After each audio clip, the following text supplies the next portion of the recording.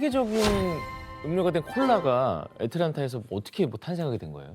예, 콜라가 탄생하게 된 계기는 미국을 뒤흔든 한 역사적인 사건과 관련이 깊다고 볼 수 있죠. 그 사건은 1861년에 시작해 미국 역사상 가장 참혹한 전쟁으로 불린 남북전쟁입니다. 남북전쟁이 참혹한 전쟁이라고 불리는 이유는 또 있죠. 바로 부상병들을 제대로 치료하기가 쉽지 않았다는 겁니다. 그땐 더 그랬겠다. 예, 부상을 입은 병사들의 생명을 구하는 가장 빠르고 확실한 방법이 그때 당시로는 절단 수술하는 것밖에는 없었다고 봐야 되죠. 빠르게 절단하지 않으면 감염 문제 등이 발생해 목숨까지 위험해지는 긴박한 상황들이 벌어지니까 이런 것들을 사전에 처단해야만 됐던 것들이죠. 그렇다면 당시 절단 수술을 받은 부상자들의 모습이 얼마나 처참한지 한번 볼까요? 그건 못 보겠는데요. 본다고요? 예, 예? 얼굴이 어떻게 된 거예요 지금? 예, 제일 왼쪽 사진부터 보면 이 포탄의 파편으로 눈하고 뺨하고 턱까지 골절된 모습이죠. 예. 아이고. 오른쪽 팔뚝하고 팔꿈치에 총상을 입은 후에 팔에 심한 염증이 생기고 고름이 스며든 부상병의 모습입니다. 게다가 등에 총상을 입고 피부가 괴사하는 아주 위험한 상황에 놓였던 환자 모습이죠. 진짜 고통이 그러니까- 상상이 안 된다. 네, 그런데다가 이렇게 어렵게 수술이 끝났다 하더라도 문제는 또 있었습니다. 후유증. 그렇죠.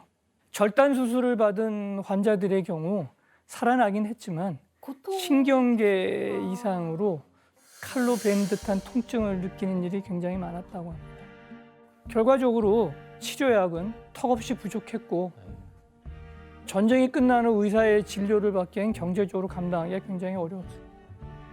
너무 열악했네요. 네, 그래서 이런 열악한 상황 속에서 널리 유행하는 게 하나 있었습니다. 바로 매약이라는 겁니다. 매약.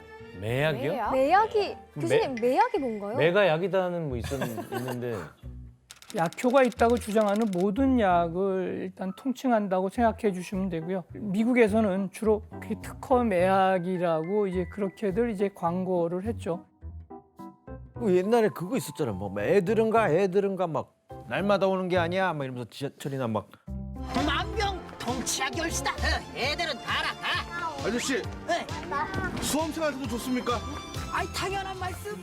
지하철이나 막 버스인가? 저희 시대는 아닌 것 같습니다. 죄송합니다. 저도 아니에요. 예. 예. 어쨌든 뭐 옛날에 우리나라의 약장수들이 파는 약하고 좀 비슷한 건가요? 어떻게?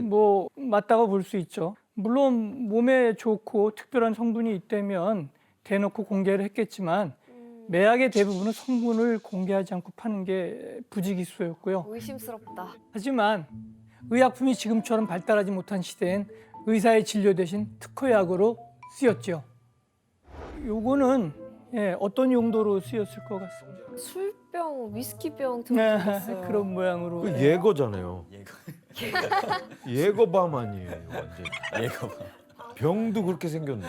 기본적으로 류마티즘과 관련된 관절염, 신경통 이런 데 치료를 할 수 있고 진통제 효과가 있다고 주장한 매약이라고 볼 수 있죠. 자, 하나 더 볼까요? 직역을 하면 금발 성장제라고 쓰여 있어요. 네? 탈모약인가 탈모약? 탈모약? 맞습니다. 모발 치료제라고 볼 수 있죠. 성분은 사실은 아까 말한 것처럼 밝히질 않으니까.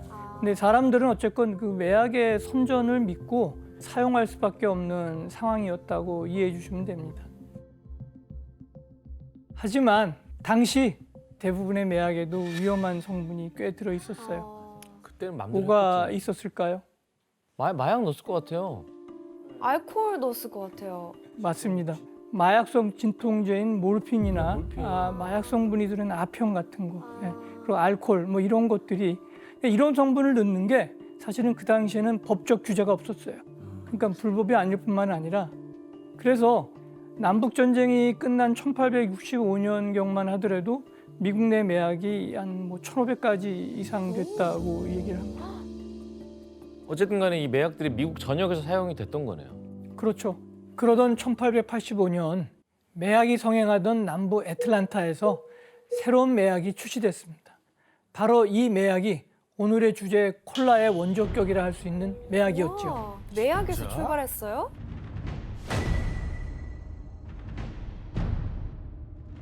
이 인물은 애틀란타에 사는 존 펜버튼이라는 약제사였습니다.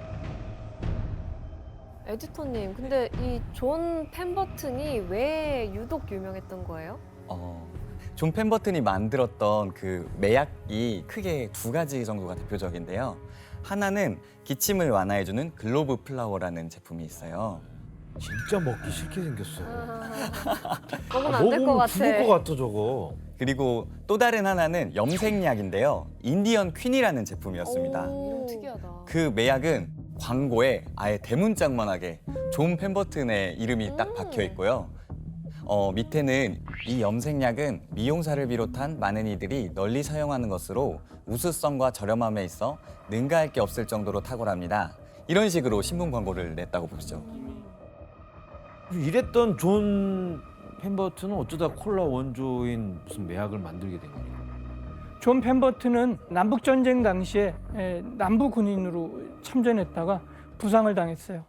몰핀 중독 상태에 있는 펜버튼은 어떤 대체할 수 있는 약을 찾던 중에 하나의 것을 알게 됐는데 그게 바로 이제 코카잎에서 추출한 코카인 성분이라고 볼 수 있죠. 당시만 해도 코카인 성분은 순간적으로 뇌를 깨우는 듯한 느낌을 주는 성분으로 알려져 있었습니다. 그래서 코카잎에서 추출해낸 코카인 성분과 콜라나무에서 자르는 콜라 열매의 추출물을 배합한 걸로 되어 있습니다. 콜라 나무가 있어요? 콜라 열매가 있었구나. 그래서 펜버튼이 이 두 가지 주원료를 바탕으로 콜라의 원조가 되는 매약을 만들어요. 여기서 문제를 내볼게요. 네. 존 펜버튼은 콜라의 원조격인 이 매약 안에 코카잎, 콜라 열매, 그리고 이것을 넣었습니다. 무엇이겠습니까? 너무 쉬운 거 아니야? 정답. 예, 규현 씨. 콜라 맛있게 먹으려면 설탕을 넣어야 되잖아요. 네. 설탕 들어가요. 규현 씨 오답입니다. 에이 기본적인 걸 안 넣었네. 정답 네, 물. 맞는 그러네, 말. 물이네. 맞는 말이에요. 우리 물. 주원료. 물이네 이 유감스럽게도 오답입니다. 지원 씨. 정답. 네, 혜성 씨. 초창기에 그런 모르핀 같은 성분과 알코올 넣으셨다고 했잖아요. 알코올을 넣었다? 조금만 더 진도를 나가 보시죠. 예, 알코올은 맞는데. 네? 예. 은비 씨가 지금 손 들려고 계속 이러고 있거든요. 해봐요. 들어봐요. 정답. 예, 은비 씨. 탄산수. 에헤이. 만들었다. 다 만들었다. 조금 전에 제가 일단 알코올 정답. 음료라고 얘기를 했는데. 네, 알코올 중에 와인을 넣었을 것 같아. 정답. 와인이요? 네, 와인을 넣었습니다. 뭐 그냥 술 아니에요, 그냥? 그러면? 그냥 와인만 먹어도 될 것 같은데? 술 같은 그냥 술이잖아요, 그러면. 와인 자, 코카. 병에 뭐라고 쓰여 있는지 와인 보이시죠? 코카네. 펜버튼은 프랑스산 와인에다가 코카잎이 들어간 매약이 된 걸 사람들이 한눈에 알아볼 수 있도록 프렌치 와인 코카라는 이름을 붙여요. 이 프렌치 와인 코카가 도대체 어떤 효과를 내는 매약이었어요? 당시 신문에 프렌치 와인 코카가 어떤 매약인지 광고하는 문구가 있습니다. 은비 씨가 좀 읽어주실래요? 네. 굉장한 활력제, 위대한 신경 강장제, 맛도 최고. 몸과 두뇌에 활력을 불어넣고 상쾌함을 선사합니다. 모르핀과 아편 중독 및 알코올 성분에 대한 욕구도 치유합니다. 활력과 상쾌함? 펜버튼은 코카인 성분에 중독성이 있을 거란 생각하지 않았던 것 같고요. 예, 그래서 프렌치 와인 코카가 맛도 있고 중독성도 없고 몸에도 좋은 뭐 어찌 보면 만병통치약 비슷하게 이제 선전했다고 볼 수 있죠. 그렇다면 프렌치 와인 코카는 잘 팔렸을까요? 네. 뭐 엠버튼 이름까지 들어가 있고. 잘 뭐 팔렸을 것 저렇게 같아요. 좋다는데 보면. 저도 지금 중독이 될 먹고 것 싶어요. 같아. 먹어보고 싶어요. 너무. 좀 새로워서 잘 팔렸을 것 같아요. 이 제품은 그 펜버튼의 명성과 새 성분에 대한 어떤 기대감으로 한 약국에서만 하루에 한 900개 정도가 팔릴 정도로 히트 상품이 될 뻔했죠. 될 뻔? 왜 될 뻔했지? 펜버튼이 자부심을 갖던 주원료 때문에 지금 말한 프렌치 와인 코카가 출시된 지 1년도 안 돼서 위기를 맞게 됩니다. 왜죠? 당시 애틀란타에서 술 마시는 걸 금주하는 이 금주법이 시행되는데요. 아하. 술을 못 파니까. 금주법이네, 금주법. 예. 금주법. 그 이제 펜버튼이 입장에서는 난리가 난 거죠. 예, 아니 주원료가 금지되면 이제 못 만드는 거 아니에요? 예, 와인이 들어가니까 더 이상 적어도 애틀란타 지역에서는 판매를 지속하기가 굉장히 어렵게 됐겠죠. 교수님 그러면 프렌치 와인 코카를 포기하던가 아니면 대체할 걸 찾아야겠네요. 맞습니다. 그래서 존 펜버튼은 1886년 프렌치 와인 코카에서 와인을 빼고 설탕과 물을 넣어 단맛을 대체한 새로운 매약을 출시했습니다. 바로 최초의 콜라가 탄생하게 된 거죠. 그런데 존 펜버튼은 콜라를 단순히 프렌치 와인 코카처럼 매약으로 한정짓지 않았습니다. 보다 많은 소비자를 생각하면서 매약만이 아니라 기본적으로 청량 음료, 탄산 음료로 이제 팔 생각을 했던 거죠. 그래서 미국에 떠오르는 핫플이랄까요? 뭐 이런 데서 콜라 원액을 이제 사실은 이제 탄산수에 섞어서 팔게 됐던 거죠. 자, 지금 얘기한 것처럼 이 콜라 원액을 어디서 팔았는지 한번 화면으로 확인해 볼까요? 네. 술집에서 파는 건가? 바 같은데. 바다. 집 같은데? 카페? 탄산 음료 매장. 그런 데가 매장이 있었어요? 탄산음료 전문점.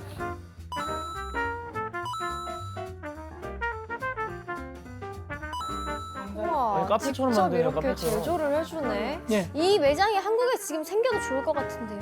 그러게요.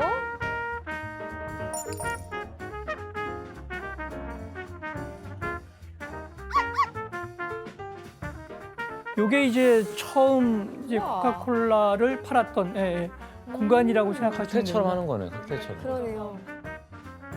그러면 사람들이 저기서 데이트도 하고 그런가요? 오이, 그렇습니다. 오. 당시 탄산 음료 매장은 술집을 대체해서 사회적인 교류가 가능한 장소로 각광받는 곳이었습니다.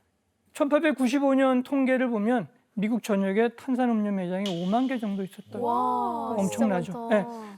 게다가 탄산 음료 매장이 더 각광을 받는 이유가 있는데요. 일단 가격이 굉장히 저렴합니다. 대부분 탄산 음료 매장에서는 약 28ml 정도의 콜라 원액에 142ml 정도의 탄산수를 섞어서 5센트의 가격에 이제 제공해줬다고 볼 수 있습니다. 부담 없이 갈 수 있겠다. 그렇죠. 그 우리한테 익숙한 그 맛, 톡 쏘는 맛의 콜라가 탄생하게 된 건 바로 이때부터라고 생각해 줍니다. 은비 씨가 또 탄산음료 매장에서 판 다른 탄산음료가 뭐가 있는지도 알았죠? 뭐냐면요.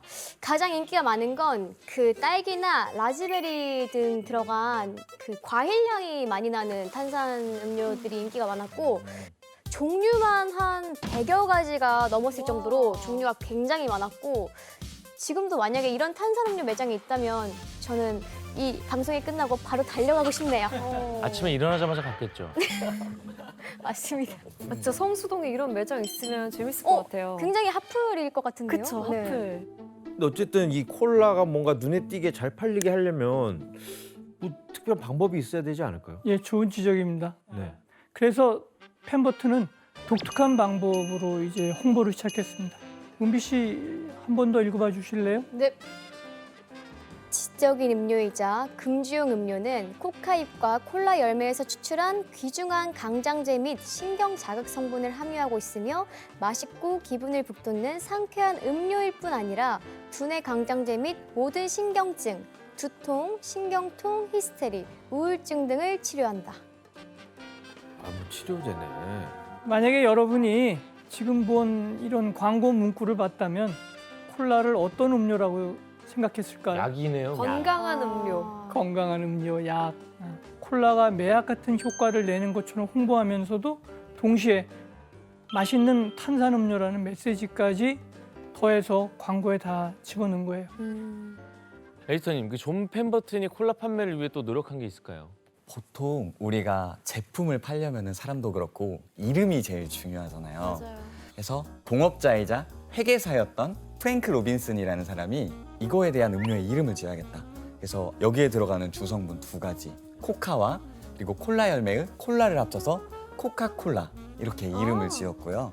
이 사람이 이름을 지은 것도 지은 건데 중요한 로고를 만들었어요. 화면을 보시면은 이게 86년대 때는 기본 글씨처럼 코카콜라 이렇게 써 있었는데 조금 더 사람들에게 인식을 하기 위해서 본인이 필기체로 이렇게 글씨를 쓴 로고가 지금까지 이어지고 지금까지 이어지고 있네요, 진짜로. 어떻게 보면 회계사보다 좀 더 디자이너로 근데 콜라는 K의 열매 그 K 아닌가요? 열매는? 하지만 이게 C와 C를 붙였을 때 이렇게 그렇지. 이렇게 주목받는 아, 그런 그래서 것들까지 바꾼 거예요? 네, 그렇게 아. 이용했다 그래요. 이걸로 코카콜라를 다른 제품들 사이에서 인식할 수 있게 만들었던 CC네, 거죠. CC야. 대박. 네. 하지만 아이러니하게도 콜라를 탄생시킨 존 펜버튼은 콜라의 영광을 제대로 누리지 못합니다. 아이고, 돌아가셨네. 콜라를 만든 지 3년도 되지 않아 1888년 존 펜버튼이 암으로 사망을 했습니다. 근데 그러다 보니까 콜라가 누구 손에 넘어갈지 내지는 이런 존속 여부가 어떻게 보면 이제 사람들의 관심을 끌게 되겠죠. 그리고 이때 경쟁자들은 물리치고 콜라의 사업권을 모두 사들인 사람이 있었습니다.